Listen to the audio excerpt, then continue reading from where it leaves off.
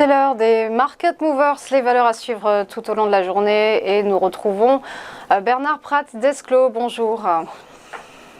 Bonjour Roseline. Vous êtes fondateur d'Ewinvest et auteur de Stratégie de marché. Et on va commencer par Faurecia.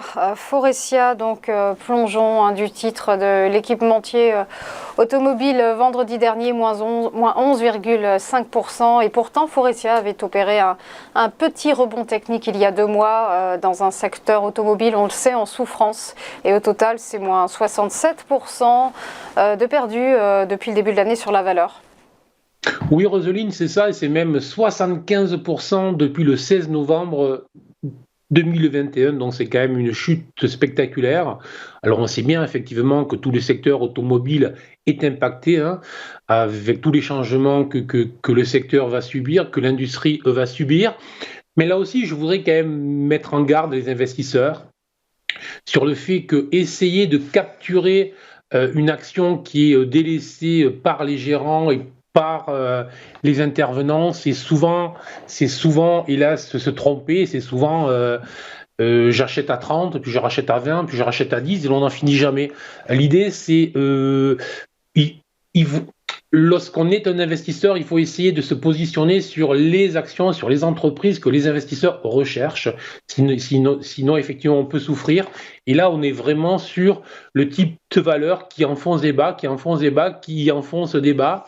On en avait parlé il y a plusieurs semaines en arrière où j'indiquais que effectivement je restais à l'écart, que le premier niveau ça serait un retour au-delà des 16 euros.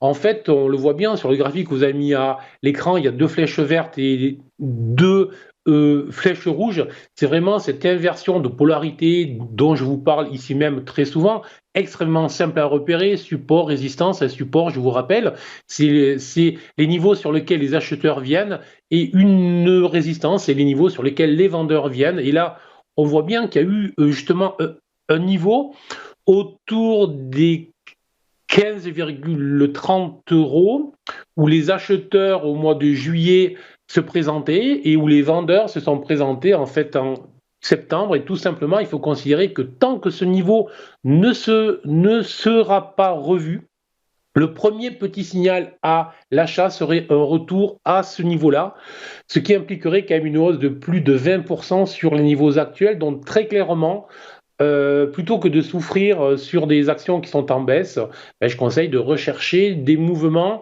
des actions que les investisseurs recherchent eux-mêmes. Donc voilà, c'est une mise en garde, car je sais que on a vécu quand même de très très longues années sur des marchés très haussiers où il suffisait de se positionner à l'achat sur des actions qui étaient en repli.